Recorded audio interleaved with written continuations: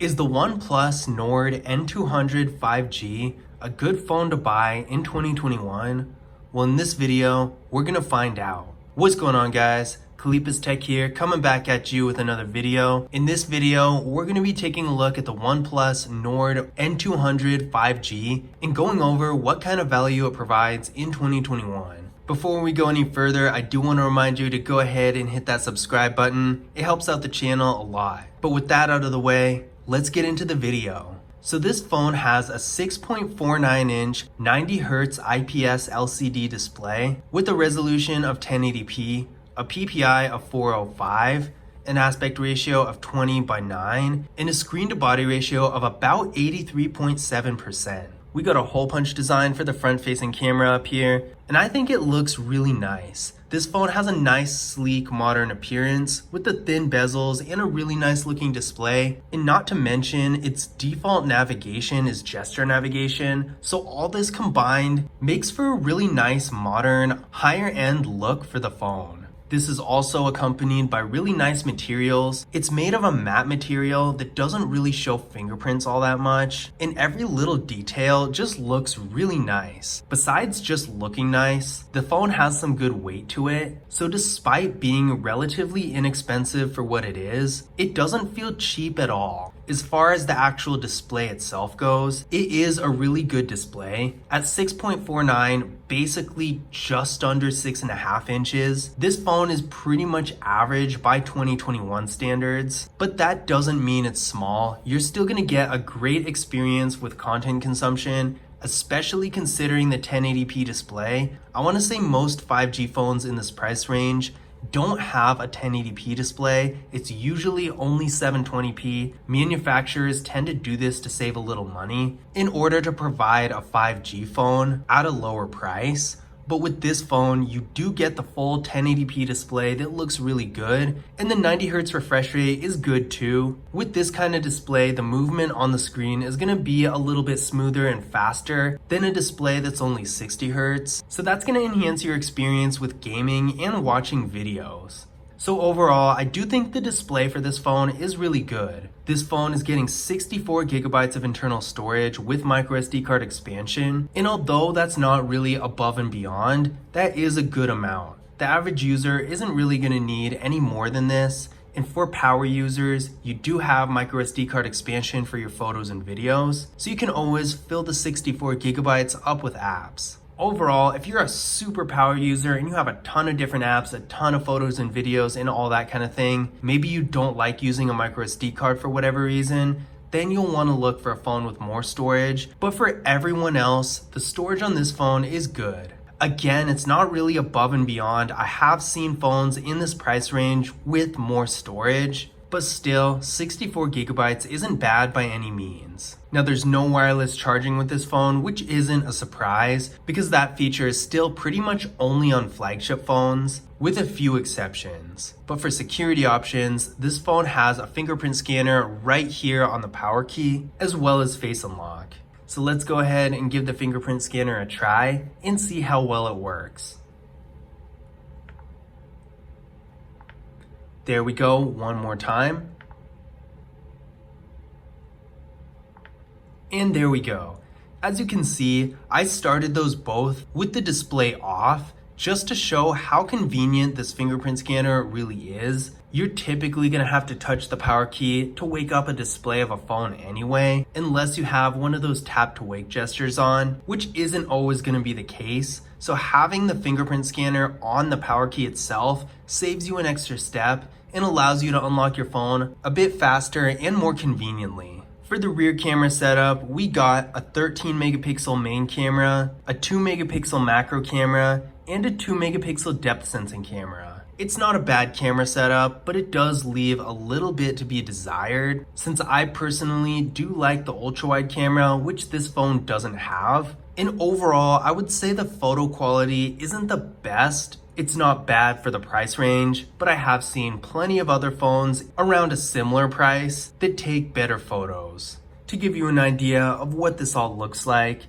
This is a photo taken with the rear camera of the phone, and as you can see, it's really not bad at all, although I would say it's a little bit too bright in certain areas. Now this is a photo taken with portrait mode. This photo I am actually impressed by. I really have no complaints about it. The portrait mode does work really well, blends the background with the subject perfectly, and overall, it's a solid feature on this phone. Now this is a photo taken with the macro camera. Unlike the portrait mode, I'm not really impressed at all with this photo. It looks like it's something with the lighting, but it was broad daylight when I took the photo. It was within the proper distance and everything, so there's no reason this photo shouldn't have turned out better. It looks a little bit grainy, and overall, I'm just not impressed with the quality. I've seen other phones like the Samsung Galaxy A32 5G, for example, that's in a similar price range, take much better pictures than this. So overall, if you're looking for a phone with a powerful macro camera, this is probably not going to be the one for you.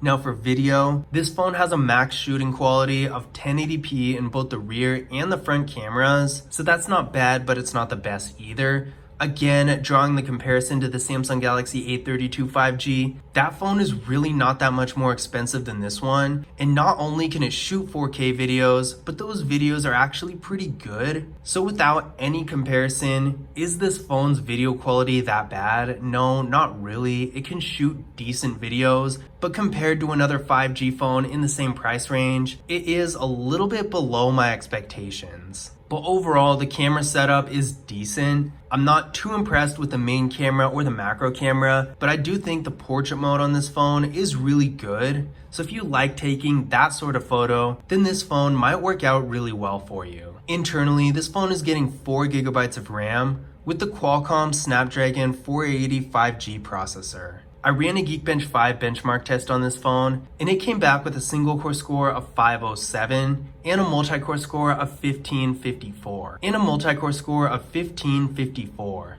So these are pretty impressive numbers for the price range compared to other 5G phones like the Samsung Galaxy A32 5G. It's about the same kind of processing power as that, real similar to the Motorola Moto G Stylus 5G, a little bit below what I got for the Samsung Galaxy A22 5G, but you get the picture. It's about the same general ballpark as most of the other 5G phones around this price range. But that being said, even though it's not really above them, this is a really good processor that's going to be able to do a lot for you. So whether you're just browsing the web and going on social media, or you're playing some kind of game, maybe video editing or something like that, this phone's going to be able to do it all. Now I could see it struggle a little bit in something like Fortnite that requires a lot more processing power, because after all, even though this phone does have a good processor, it's nowhere near the level of a flagship phone. So while it can do pretty much anything you're gonna need it to do if you're a normal user, don't expect flagship performance because this phone isn't on that level. This phone has a pretty impressive battery with a 5000 mAh battery that supports 18-watt fast charging, which is stronger than the fast charging in a lot of other phones in this price range. So that's really nice. I do like that about this phone. It has a real nice battery, one of the largest you can get in any smartphone for that matter. So if you have a more mobile lifestyle and can't be next to a charger all day, having a large battery like this is really gonna help. In addition to this, all batteries are going to degrade over time, but with a larger battery like this one, it's not going to really affect you nearly as quickly, so you'll be able to keep the phone for a longer period of time than you'd be able to do with a phone that has a smaller battery. Another nice thing about this phone is that it has NFC, which a lot of phones in this price range don't. As far as 5G phones go, the Samsung phones, I believe most of them, if not all of them, do have NFC. I know the A32 5G does for a fact. I'm 99% sure the A22 5G has it. I don't have that phone anymore and I don't quite remember off the top of my head.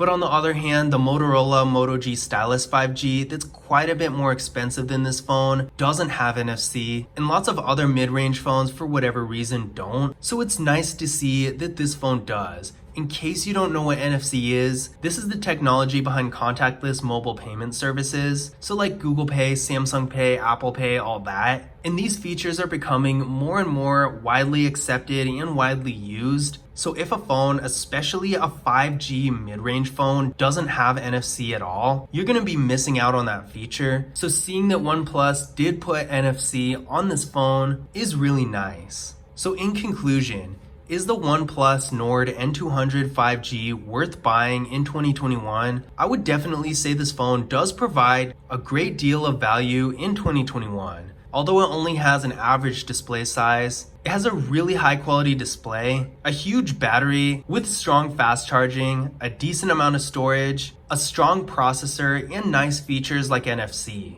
The only thing about this phone I don't particularly care for is its camera setup. The cameras were okay. If you want to take photos to keep, you can get by with this camera, but it still was a little bit below my expectations. And if taking photos is a top priority for you, you could probably do better. But other than that, I do think this phone is really great. And if you're looking for a 5G phone with a good amount of storage, a large battery, and a good display that also has a nice high-end feel to it, then the OnePlus Nord N200 5G is a good option to check out. But I hope you guys enjoyed the video, and I hope you found this information useful as well. If you did, don't forget to leave a thumbs up and subscribe to the channel. And as always, I will see you guys in the next video.